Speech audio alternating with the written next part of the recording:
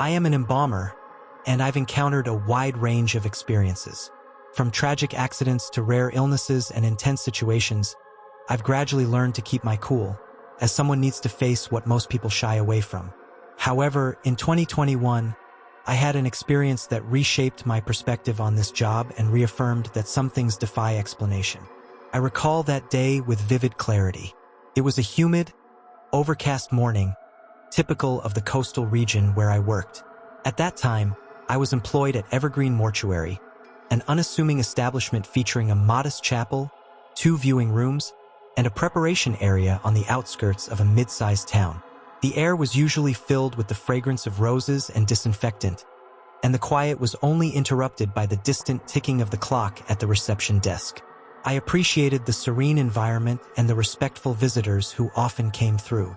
Nonetheless, that particular case carried a weighty atmosphere from the moment the bodies arrived. They were 2 siblings from a remote area known as Silver Peak Valley.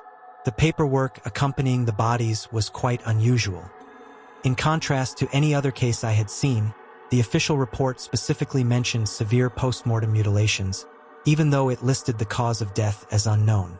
Both victims had their tongues removed and both eyes enucleated. A note indicating that the bodies were released for burial at the family's request, and that the case had been closed by the local authorities following a preliminary investigation was attached. Although multiple signatures were on the document, the wording was vague and, aside from a brief description, there was no reference to any criminal investigation or autopsy results. I felt uneasy about this lack of information and the paperwork's haste. Such mutilations, in my experience, would not be met with a quiet burial but rather a thorough forensic investigation. When I attempted to get in touch with the coroner's office to ask questions, I was informed that the case was closed and that I should ask the police instead. The local police station told me that everything was handled in accordance with protocol, but I only got vague responses when I called. My suspicions were only heightened by that. I also looked through Silver Peak Valley for any reports of missing children or clinical records, but I couldn't find anything. It was disturbing that 2 children had no police or medical records. It was almost as though the records had never been kept or had been purposefully deleted. No one knew of any similar cases, even though I asked my coworkers if they had heard anything. One coworker quickly changed the topic after muttering that it's sometimes best to avoid asking too many questions after seeing the paperwork. I was hesitant to continue because of the severity of the mutilations. My supervisor urged me to simply follow the procedure, reminding me that the family was waiting and the paperwork was in order, even though I thought about refusing to continue on my own. I asked a staff member to stay close by and organize the materials while I recorded the body's condition in our internal log. I started by washing the girl's skin, who I'll refer to as Amy for the sake of this story. I had never before felt such a sense of emptiness emanating from her eyeless face. I stood staring at her for a moment, wondering what could have happened. When I saw that her mouth had faint signs of tearing, as though her tongue had been torn out, I continued to stare at her with that fear-compassion mixture. After examining her brother's body, I'll refer to him as Ben the Mutilations, I was hesitant to continue. My supervisor urged me to simply follow the procedure and reminded me that the family was in order, even though I thought about refusing to continue on my own. His eye sockets were entirely empty, his wounds were nearly identical, and his mouth has an uneven scar. His overall health appeared remarkably unharmed, with no apparent fractures or pertinent bruises. It was startling that the case had been closed so swiftly and that the official conclusion was still up in the air. I chose not to get bogged down in my speculations and carried out my routine. I prepared the embalming machine to remove the fluids and inject the preservative solution, cleaned the extremities, and used antiseptic chemicals. Since classical music can occasionally help me focus, I tried turning on some background music on the tiny speaker we keep in the preparation room. But the atmosphere got so intense after a few minutes that I would rather have the playlist turned off. When something strange shook me from the inside out, I continued in silence. A short, very faint sound sounded to me like laughter. I assumed it might be my phone vibrating or some other gadget. I then took a look around. I was unable to identify the reason behind that manifestation. I put it down to stress or exhaustion. After all, I hadn't taken a break from my work for several hours. I even called the nearby colleague to see if he had heard anything, but he said he hadn't and advised me to take a break. I went back to work, attempting to shake off the weird thoughts that were racing through my head. I didn't want to be the main character in a cheesy fiction story because I had seen movies where people had hallucinations in similar settings. After roughly 10 minutes, the same sound recurred more clearly, seemingly emanating from a room corner where the light wasn't as strong. In response, I turned to face the origin. Nothing changed. There was no vibration. The remaining workstations were vacant. A cart containing bottles of formaldehyde and surgical instruments was the only noticeable feature. I went over to make sure, but nothing had changed. Scissors, forceps, a scalpel, and chemical bottles. Nothing that would produce an auditory effect caught my attention. Nevertheless, my breathing quickened, and a sinister hunch started to form. To feel safer, I made the decision to turn on every light. I pulled back the curtains of the side window that faced an internal courtyard, and the glow of the evening sun partially brightened the room. This eased the oppressive atmosphere somewhat, but the anxiety remained. I reminded myself that I had encountered unsettling situations before, and that it ultimately came down to perception. I continued the embalming process on Ben's body. I kept to my usual routine, found the main artery, and applied the chemicals needed to preserve the tissue. This task demands accuracy and expertise, so I concentrated on each step, trying not to let fear take over. However, at one point, I observed that the boy's hands appeared to be rigidly positioned, almost as if they had been clenched at the time of death. I questioned whether this indicated some form of internal struggle. After finishing with Ben, I began the same process with Amy. While I was at work, a sound returned to my ears, this time lingering a bit longer. It was a soft, almost playful laugh, a stark contrast to the lifeless surroundings. A wave of panic surged in my chest, and I glanced towards the hallway, anticipating seeing a colleague playing a trick on me. The corridor was empty. At that moment, I silenced any equipment that could generate noise, including the fluid suction pump and the embalming machine, to embrace complete silence. I waited for a period during which I heard nothing but my own breathing and the hum of the fluorescent lights, and then silence. I thought that perhaps everything had settled down and that my mind had tricked me due to the stress. However, as soon as I started working again, the laugh echoed clearly in the room. It felt as if someone was next to me, letting out light giggles like a child finding something incredibly funny. Another wave of panic swept through me, and I ended up stepping back until I collided with the table where my instruments were. Several items fell to the ground, and the metallic clatter startled me even more as I glanced over at Amy. She was, of course, still motionless, her eye sockets and empty mouth unable to make any noise. Ben was still waiting for the finishing touches, wrapped in a sheet on the gurney next to him.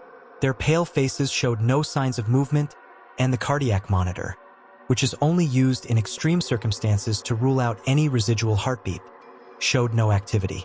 I thought about calling someone, but my logical side told me not to, claimed that it was simply stress. I tried recording the sound with my phone, but all I could hear when I played it back was silence. I checked the security cameras, but the preparation area wasn't monitored. This was explained by the need for privacy during the procedures. I mustered the courage to head back to the gurneys and cover the bodies with fresh sheets. I had no desire to leave them uncovered permanently, but my main priority was to distance myself from those unsettling features. At the very least, I wanted to avoid seeing those vacant faces. While I was doing that, the laughter echoed again, accompanied by an irony that sent chills through my entire being. I finished covering them and stepped out into the hallway under the pretense of reviewing the death certificates. I needed a few moments to collect myself and search the database for any clues that could explain the mutilations or the cause of this supposed natural death. Upon checking the digital archive, I discovered that the records from Silver Peak Valley were minimal. There were no records of congenital conditions, medical histories, or reports of missing children that matched those characteristics. It appeared to be an isolated incident, or worse, one that had been deliberately concealed. I even stumbled upon a note in the system indicating access was restricted by order of local authorities. This sent a wave of fear through me. For the remainder of the day, I avoided being alone in the preparation room. I made up excuses for a coworker to stay close, even if it was just to sort work materials or arrange flowers in the viewing areas. No one seemed to notice anything out of the ordinary. The laughter didn't return while I had company, which started to make me question my own sanity. Regardless, I couldn't shake the feeling that the entire funeral home was shrouded in a thick atmosphere, as if an unseen weight lingered over every corner. Night fell, and it was my responsibility to close up. I had to leave the bodies secured in the refrigeration chamber. I forced myself to enter the room again, this time resolved to complete the embalming of Amy. I felt a knot tightening in my stomach, but I had no other option. I plugged the machines back in and got started without any music or distractions. For a time, everything seemed calm. The sound of the extraction pump set a steady rhythm, and the dripping of the fluid I was injecting restored some of my confidence. Then the laughter surfaced with more clarity than before, as if someone were just inches from my ear. Panic washed over me. I struggled to keep my hands steady. I halted my work to avoid making a mistake and ruining the process. I was tempted to flee, but I had come too far to abandon the task. I remained frozen, waiting for the noise to cease. A long minute elapsed as the laughter gradually faded into the surroundings. With my heart racing, I applied the final surgical seal and cleaned up the chemical spills. I completely covered Amy, brought her into the chamber with her brother, and secured the door, hoping that the chamber door would serve as a barrier against whatever was lurking. After locking it, I hurried to the changing area to wash my hands and coat. From there, I could hear my own heartbeat thumping in my ears. I tried to rationalize everything. Perhaps it was built-up tension, a glitch in my hearing, or an external sound that I mistook for laughter, but each attempt at reasoning fell short when I recalled how distinct those sounds were. I reported to the administration that, according to the official documentation, I had received the bodies of 2 children with visible mutilation. I clarified that the cause of death was unknown and that notification of the appropriate authorities was necessary to ascertain the actual cause of death. The manager read my report, nodded, and stated that we were only responsible for providing the service the family had requested and that the case had already been closed by the authorities. I sensed some uneasiness in his voice, as though he didn't want to talk about it anymore. Nobody expressed a desire to pursue the matter further. The business handled it as a delicate issue without requesting more research. That night, I hardly slept at all.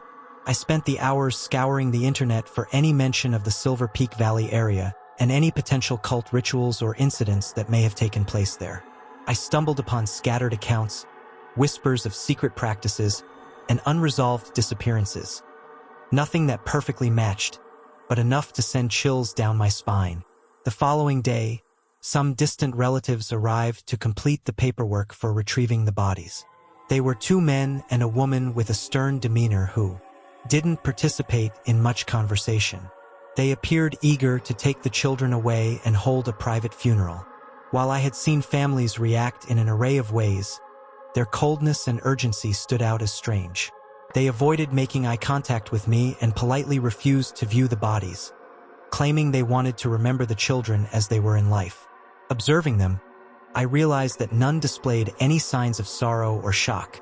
It felt as if they were merely going through the motions, keen to wrap things up quickly. They didn't ask any questions about the details of my work or seek to verify the condition of the corpses. They simply signed the paperwork and departed shortly after.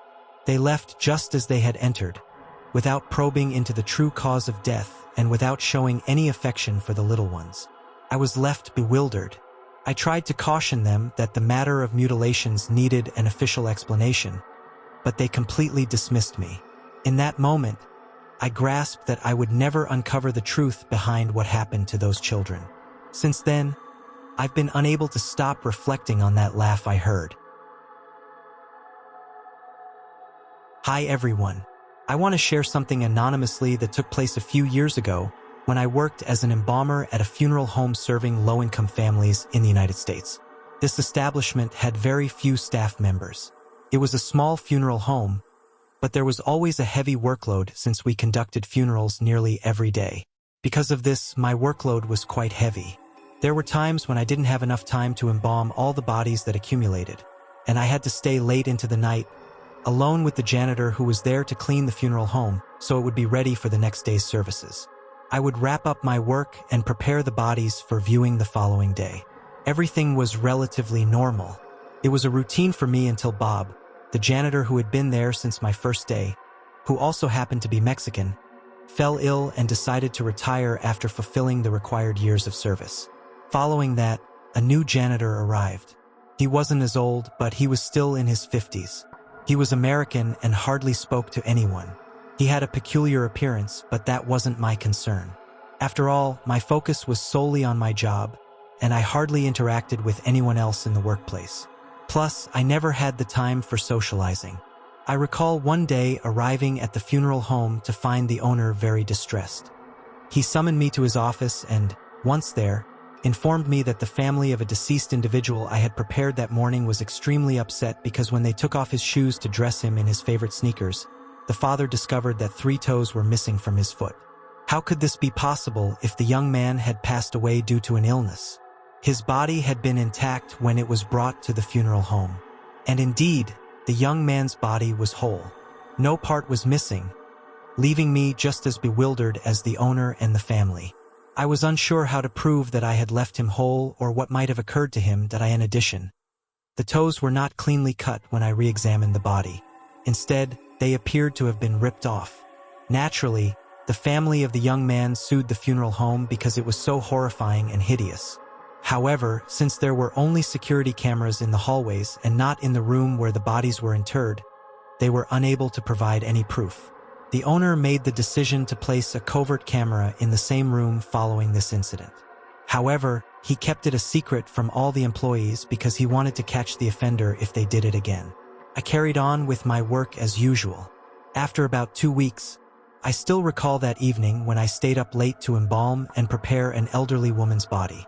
Only the new janitor was there when I left after finishing the job. I recall going home after watching him mop the viewing room. I noticed police cars at the scene the following day. I didn't know what was going on, so I went in a little scared. The janitor was handcuffed when I first entered, and they removed him in a patrol car after a short while. I questioned my boss, who I was friendly with, about the reason behind the janitor's removal. It was then that he showed me that hideous tape in his office. An hour after I had returned home, it still displayed that same man. As he entered the room containing the dead woman, you could see him ripping the toes off of her feet with his teeth and devouring them in a way that was inhumanly desperate.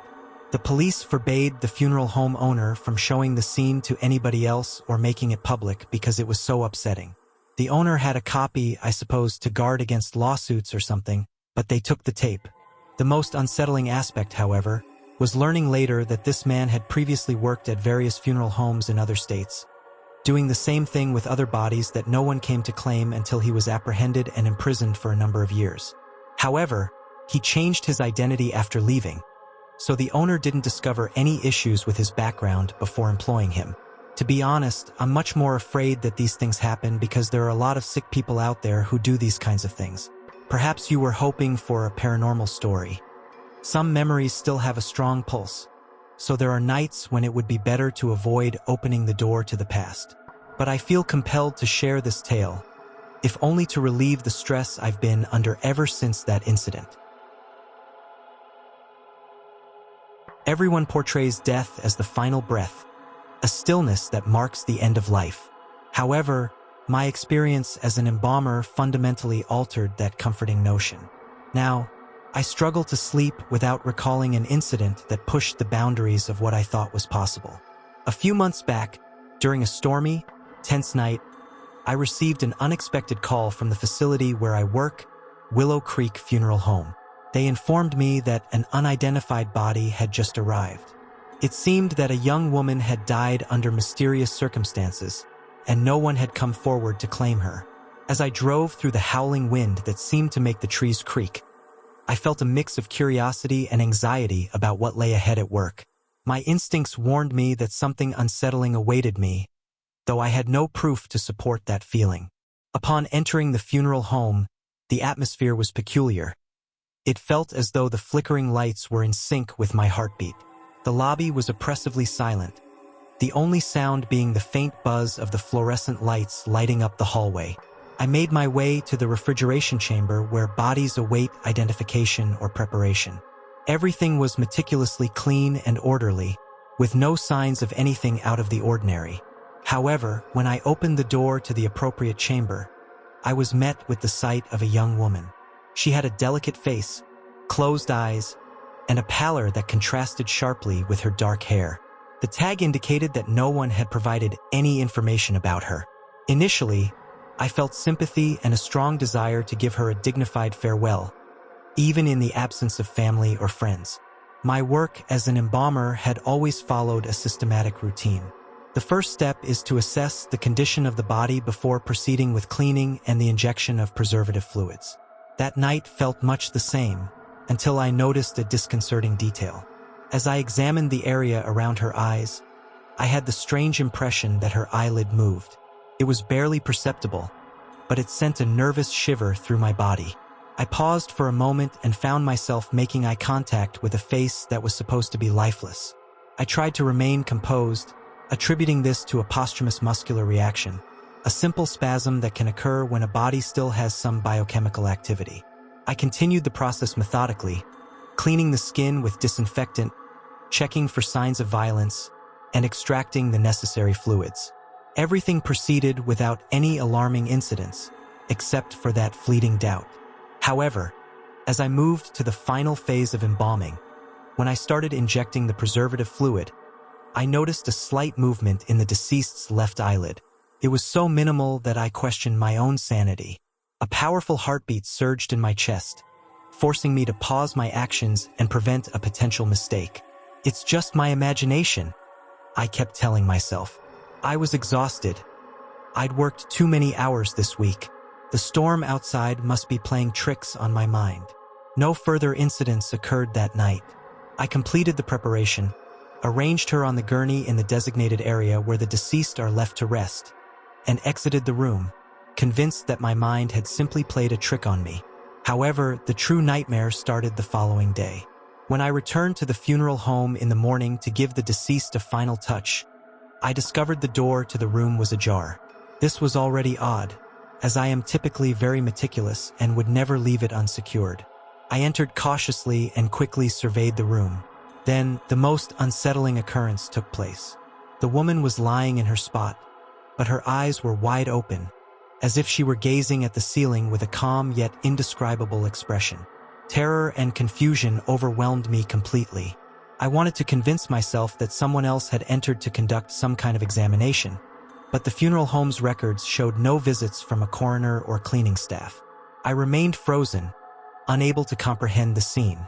I was certain that the night before, I had carefully closed her eyes using the standard techniques to ensure they wouldn't reopen. There was no straightforward explanation for this. I attempted to muster my courage and conducted a thorough examination of the body. I confirmed that rigor mortis was still present, which eliminated the possibility of reanimation or anything similar. There were no vital signs. No pulse, no breathing, no chest movement.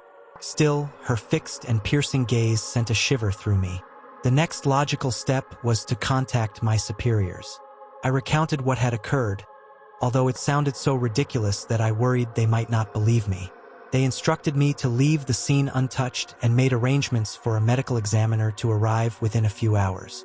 In the meantime, I chose not to leave the young woman alone.